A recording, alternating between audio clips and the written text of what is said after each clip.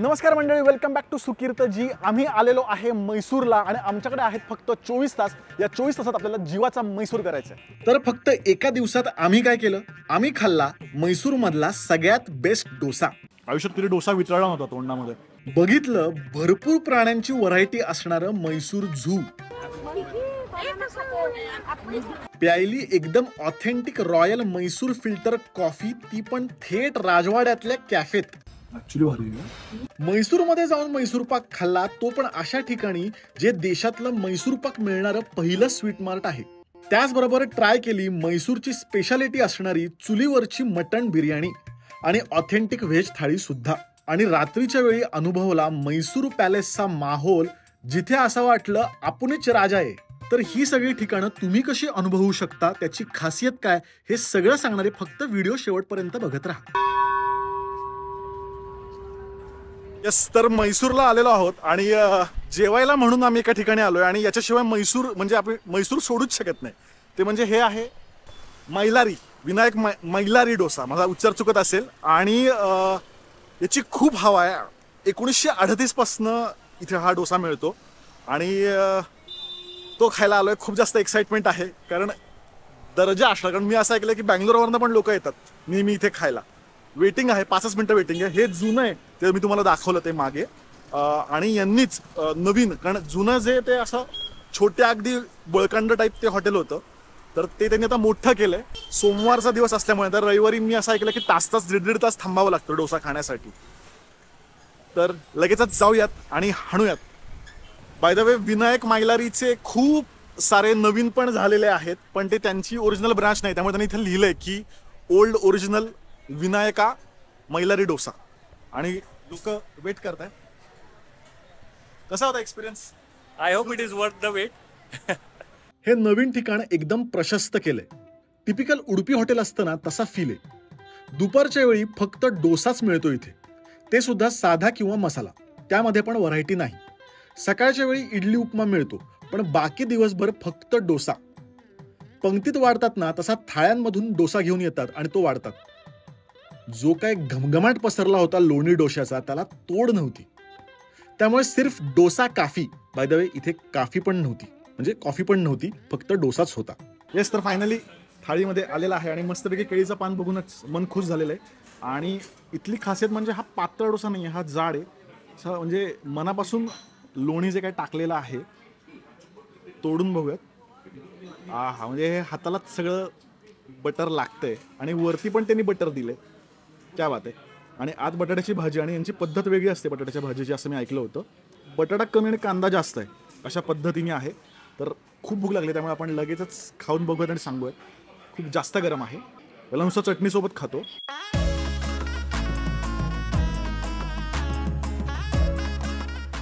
आयुष्यात कधी डोसा वितळला नव्हता तोंडामध्ये, तो वितळतोय.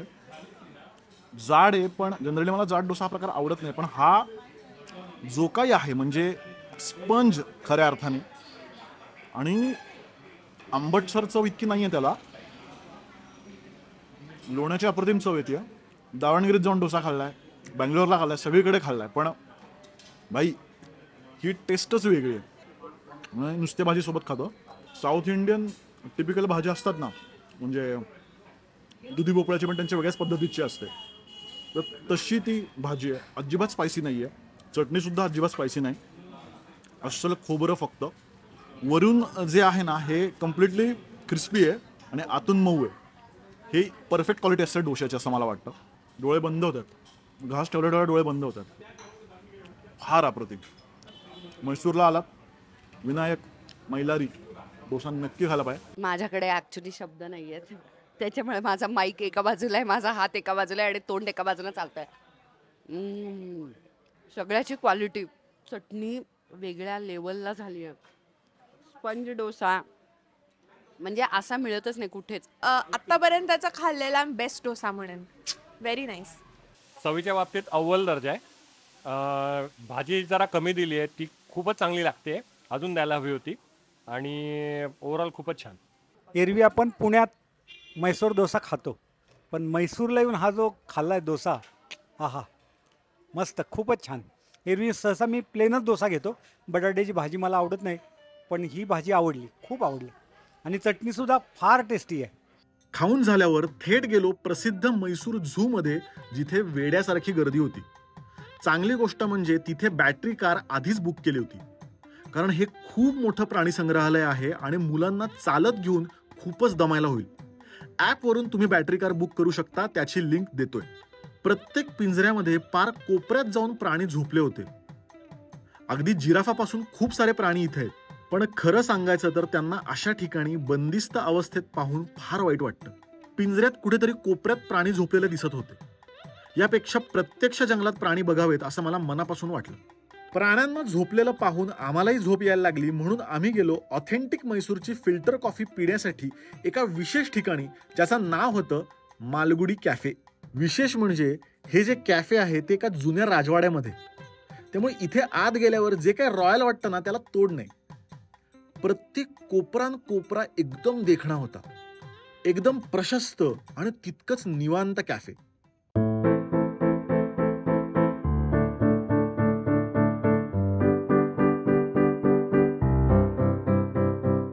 तिथल्या वाईब्स फारच कमाल होत्या. कॉफी सोबत खाण्यासाठी पण बरेच इंटरेस्टिंग प्रकार होते, त्यामुळे आम्ही म्हैसूर फिल्टर कॉफी सोबत ॲपल पाय आणि चॉकलेट केक मागवला. तोडल्यावरच त्याचा दर्जा समजला. त्याची जी काही चव होती ना, म्हणजे लईच भारी होती. ऍक्च्युली भारी. चॉकलेट केक सुद्धा अजिबात अति गोड नाही, त्याची ब्राउनी सारखी चव होती. चॉकलेट के लिए हम कहीं भी जा सकते, गुड क्वालिटी का. आणि ॲपल पायला सुद्धा ताज्या सफरचंदाची उत्तम चव लागत होती. त्यानंतर आली फिल्टर कॉफी. एक घोट घेतल्यावरच समजलं, डायरेक्ट मेंदू मध्ये जे काय पूर्ण उत्साह संचारलाय. एकदम अस्सल फिल्टर कॉफी, एकदम. एका घोटात जी काय किक मिळाली, संपूर्ण शरीराची बॅटरी एका सेकंदात चार्ज झाली. हे ठिकाण मला लईच आवडलं. इतकी इंस्टाग्रामेबल जागा आहे नाही, म्हणजे एक एक कॉर्नरला फोटो सेशन म्हणू नका, रील म्हणू नका, पण बऱ्याच वेळा असं होतं की असं इतकं छान ठिकाण असलं ना की टेस्ट खूप भंगार असते, पण टेस्ट पण ऑसम आहे आणि किंमत सुद्धा खूप स्वस्त आहे. त्यामुळे हे जे ठिकाण आहे म्हैसूरमधला हा कॅफे मी नक्की रेकमेंड करेन. आपण जनरली ज्या कॅफेमध्ये आपण जातो तसे मॉडर्न असतात, पण हा कम्प्लिटली कलोनियल स्टाईल म्हणतात ना, असं जुन्या बंगल्यामध्ये किंवा जुन्या राजवाड्यामधला कॉर्नर एखादा असेल, तिथे आपण बसलोय असं वाटतं. कॉफीची चव अप्रतिम आहे, पेस्ट्रीचे सगळे प्रकार उत्तम आहे. आम्ही 2 पेस्ट्री वेगळ्या प्रकारच्या खाल्ल्या, उत्तम पेस्ट्री आहे. हॉट चॉकलेटसुद्धा टेस्टी आहे. आणि सगळ्यात भारी म्हणजे बिल, म्हणजे आम्ही इतकं खाऊन फक्त 800 रुपये बिल आलं. जनरली आपण CCD किंवा स्टारबक्समध्ये जातो, 250-300 रुपयाच्या खाली कॉफी नसते. 80 रुपयाला कॉफी आहे. पेस्ट्रीच्या पण किमती साधारण 100 ते 150 रुपये आहे. त्यामुळे अतिशय रिजनेबल आहे आणि वेगळ्या लेवलचा एक्सपिरियन्स आहे. त्यामुळे जर म्हैसूरला आलात, अस्सल फिल्टर म्हैसूरची कॉफी प्यायची असेल आणि मस्त ॲम्बियन्स पण एन्जॉय करायचा असेल तर नक्की इथे या. ही जागा मी नक्की 100% रेकमेंड करेन. त्यानंतर आम्ही गेलो शुकवन या ठिकाणी, जिथे असंख्य प्रकारचे पक्षी आहेत. आज शूट करायला परवानगी नाहीये, पण प्रत्येकी 50 रुपये देऊन तुम्ही पक्ष्यांसोबत फोटो सुद्धा काढू शकता. शुकवनानंतर आम्ही निघालो अस्सल म्हैसूर पाकच्या शोधात आणि पोचलो मुख्य मार्केटमध्ये, जे राजवाड्यापासून अगदी जवळच आहे. तर भाई, म्हैसूरला येऊन म्हैसूर पाक खाल्ला नाही असं होणारच नाही, त्याशिवाय म्हैसूर ट्रिप होणारच नाही. आणि आत्ता मी आलोय जे ओरिजिनल आहे ना, की जिथे इन्व्हेंट झाला म्हैसूर पाक, म्हणजे जिथे बनवला गेलं स्वीट आणि महाराजांनी नाव दिलं की आजपासून याचं नाव म्हैसूर पाक, याला म्हैसूर पाक म्हणून ओळखला जाईल, असं मी ऐकली गोष्ट. आणि तेच हे गुरु आहे खूप वर्षांपासून, 100 वर्षांपेक्षा जास्त. आणि म्हैसूर पाक टेस्ट करण्यासाठी उत्साही लोक माझ्यासोबत आलेली आहेत आणि कॅमेराच्या मागे सुद्धा आहे इथे. तर बघूयात. बाय द वे इथे 2 दिसत आहेत गुरु. यातला कुठला गुरु आपण बघूयात. हा म्हणला भाजीवाला की याच्याच पोराचं आहे. वेगवेगळ्या 2-3 प्रकारचे म्हैसूर पाक आहेत, तुपात बनतात. आपण आणूयात, खाऊयात आणि ट्राय करूयात. चला. ये दोनों सेम है क्या? सेम ही है ना. तो मैसूर पाक यहाँ से भी ले सकते हैं ना? 2 वेराइटी, 7 वेराइटी उधर है. उधर ज्यादा वैरायटी है, तो उधर से लेते हैं. काजू मैसूर पाक, बादाम मैसूर पाक, ड्राई फ्रूट, अच्छा जैगरी. अच्छा. ओरिजिनल कौन सा है, मेन कौन सा है? मेन घी का है. घी का. ते म्हणतात की मेन घीचा मैसूर पाक तो ओरिजिनल आहे, नंतर मग इम्प्रोवाइज होऊन बादाम बिदाम झाले.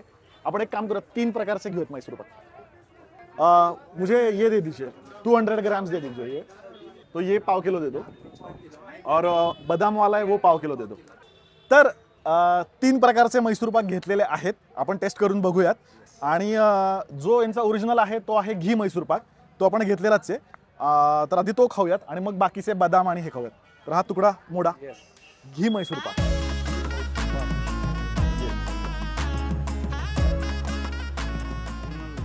वा, दर्जा दर्जा ना. वा. सुंदर. आपल्याकडे मिळत नाही असा.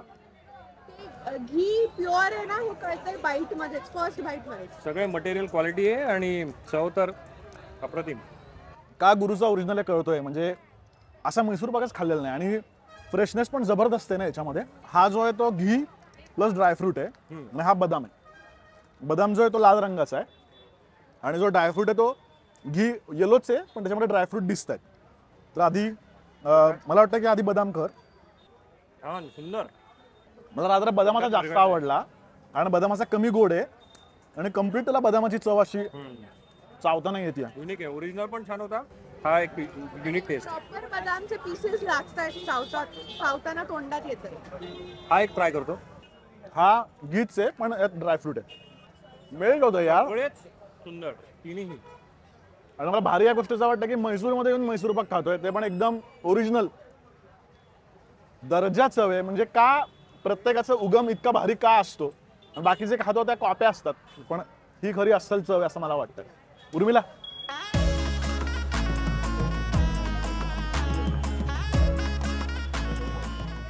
दातच लागत नाही.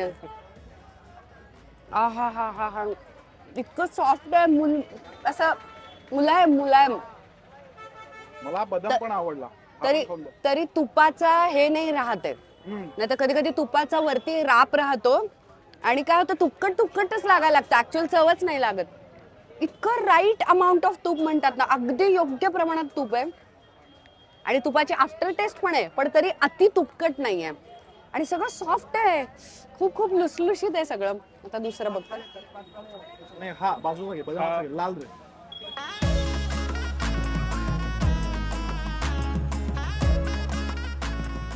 मग ते चॉकलेट फज बीज वगैरे ना सगळं असं हलतोय याच्या समोर. कंट्रोल होत नाही ना.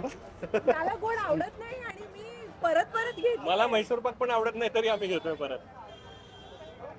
अगदी बरोबर. मी पण अजिबात मैसूर पाकची फॅन नाहीये. मला प्रचंड आवडलंय हे.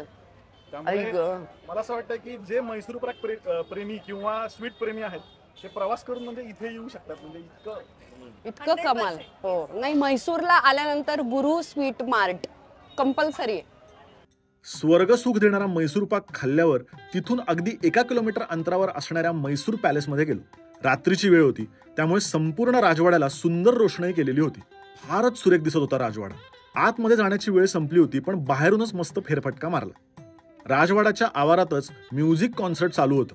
तिथे आत गेल्याच आम्हाला एकदम राजा झाल्यासारखं वाटत होतं आणि हे राजावालं फिलिंग जाऊ नये म्हणून आम्ही थेट बग्गीच बुक केली. मैसूर पॅलेसच्या बाजूने तुम्हाला बग्गीतून फेरफटका मारता येतो ज्यामध्ये राजवाड्याचे सगळे दरवाजे दाखवतात. 4 किलोमीटरचा मोठा फेरफटका मारता येतो ज्याचे प्रत्येकी 200 रुपये. खरं तर अथांगसाठी आम्ही ही राईड ठरवली पण आम्हालाच खूप मजा आली. आजूबाजूचा रस्ता पण खूप निवांत होता. बाजूने जुन्या पद्धतीच्या इमारती आणि राजवाड्याची रोषणाई एकदम रॉयल. तिकडून प्रॉपर जेवणासाठी आम्ही गेलो RRR, जे प्रसिद्ध आहे चुलीवरच्या मटण बिर्याणीसाठी. आमच्याकडच्या नॉनव्हेज शौकीनांनी मटण बिर्याणी तर मी तिथली व्हेज थाळी मागवली जी खास केळीच्या पानावर वाढली जाते. पहिल्यांदा आली ती व्हेज थाळी ज्यामध्ये दाल फ्राय, दुधी भोपळ्याची भाजी, तोंडलीची भाजी, कोशिंबीर, मस्त गरम गरम भात, त्यावर भरपूर तूप, 3 प्रकारचे रस्सम सोबत पायसम असे सगळे प्रकार होते. यस, तर व्हेज थाळी आलेली आहे. बाय द वे हे फेमस आहे मटणसाठी पण आता माझ्यासारख्या माणसाला काहीच ऑप्शन नाही, फक्त व्हेज मिल एवढा एकच ऑप्शन आहे. पण तो सुद्धा छान वाटतोय मला कारण केळीच्या पानात आहे. 3 प्रकारच्या भाज्या आहेत आणि बाबो व्हेज कोण म्हणलं व्हेज पण चांगला नाही मिळत इथे. एवढ्या प्रकारची रस्सम आणि पापड पण. वा, ही 3 प्रकारच्या आमट्या आहेत, दही आहे, ताक आहे, साबुदाणा आणि शेवई खीर मिक्स आहे आणि ही आय गेस कोशिंबीर काय काय माहिती हा प्रकार. खोबऱ्याचा काहीतरी प्रकार दिसतोय. तेच तर पहिला आमटी भात खाऊन पटकन बघतो.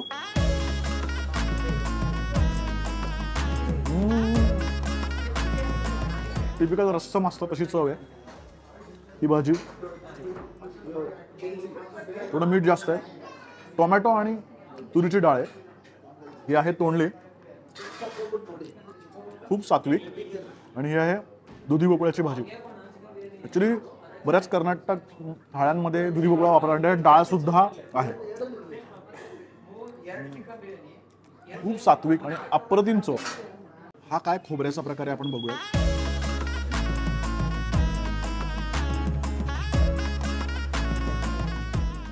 भात आहे हा, आणि त्यामध्ये खोबरं मिक्स आहे, वेगळाच प्रकार आहे, हा मी कधीच खाल्ला नव्हता. त्यात डाळ सुद्धा आहे, म्हणजे आपला लेमन राईस चित्रांना असतो ना तसा प्रकार आहे, फक्त लेमन नाही, विदाऊट लेमन, खोबरं आणि डाळ.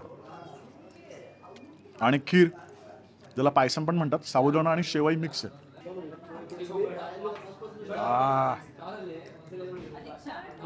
दर्जा दर्जा. आणि ही भाजी आहे, गवार दोडका मिक्स आहे ही भाजी, आणि हे आपलं साधं वरण आहे. प्रत्येक भाजीची चव आहे प्रचंड सात्विक, आणि म्हणतात ना की अस्सल जो तुम्हाला या राज्यात आल्याचा फ्लेवर मिळतोय प्रत्येक भाजीतनं. मला आठवतंय माटुंग्याला मी उडपी भवनची थाळी खाल्ली होती, श्रीकृष्ण उडपी भवन, तिथली मला आठवण आली. तशाच पद्धतीच्या भाज्यांची चव आहे, आणि तो सुद्धा माणूस कर्नाटकातलाच आहे, तर सेम तसा फील मला इथे येतोय. भाताची चव अप्रतिम, उत्तम शिजलाय, त्याच्यावर भरपूर छानसं तूप आहे, आणि हा प्रकारच छान आहे, म्हणजे मोकळा सुद्धा आहे तरी असा खूप जास्त फडफडीत नाही. वसूल RRR बेस्ट आहे. RRR असं करायला लागेल मला आता. लोक इथे मटण खायला येतात, पण फक्त व्हेजिटेरियन थाळी खायला इतकं उत्तम आहे. त्यामुळे मटण पण आलेलं आहे यांचं. हे मटन बिर्याणी आली आहे, सोबत मटन फ्राय एक्स्ट्रा मागवला आहे, रस्सा आणि कांदा, दही. मटनचे पीस जरा बिर्याणीमध्ये लिमिटेडच आहेत, 2च पीस आलेत.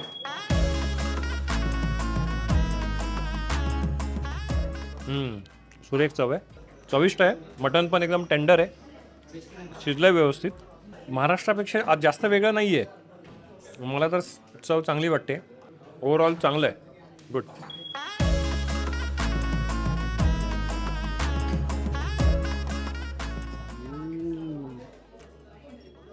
लुसलुशीत आहे, सॉफ्ट आहे, आणि मसाल्याची चव एकदम परफेक्ट आहे. दाह नाही आहे उगाचच दालचिनीचा किंवा कुठचाही. मस्त शिजलेलं आहे मटण. राईस खाऊया. सुंदर बिर्याणी. भाताची चव, ह्यांचा काय तांदूळच वेगळा असतो काय काय कळतच नाही. इतकं सॉफ्ट आहे तरी मऊ मोकळा आहे, अजिबात मसाल्यांचा मारा नाही आहे. सुरेख आहे, सुरेख. Mild flavoured but very tasty steel. आणि मटण पण खूप छान शिजलंय, एकदम असं छान व्यवस्थित तुटतंय. मला आवडली. वेगळ्या प्रकारची बिर्याणी आहे, आपल्याकडे अशी मिळत नाही. ती लेअरवाली मिळते किंवा मसालेदार मिळते, तशी नाही आहे. ही जरा अशी फ्लेवर्ड आहे, माइल्ड फ्लेवर्ड आहे. आम्ही हे जे चिकन ड्राय मटन ऑर्डर केलं आहे, मटन फ्राय, ते पण खूप टेस्टी आहे. हे थोडंसं, ह्याला थोडंसं मसाला आहे, झणझणीत आहे, पण ते ना व्यवस्थित कॉम्प्लिमेंट करत आहे बिर्याणीला, कारण बिर्याणी खूप तिखट नाही आहे. ओव्हरऑल मला आवडलेलं आहे. क्वांटिटी खूप नाही आहे, एका 1 पर्सन 1 बिर्याणी अशा प्रकारची क्वांटिटी आहे. हे ठिकाण सुद्धा मी नक्कीच 100% रेकमेंड करीन. तर ही एका दिवसाची म्हैसूर ट्रिप सुद्धा आम्ही फुल वसूल केली. पुढच्या भागामध्ये सुद्धा तुम्हाला इंटरेस्टिंग फिरण्याचे आणि खाण्याचे ठिकाण दाखवणार आहोत, त्यामुळे बुधवार अजिबात चुकवायचा नाही. तोपर्यंत हॅपी जर्नी.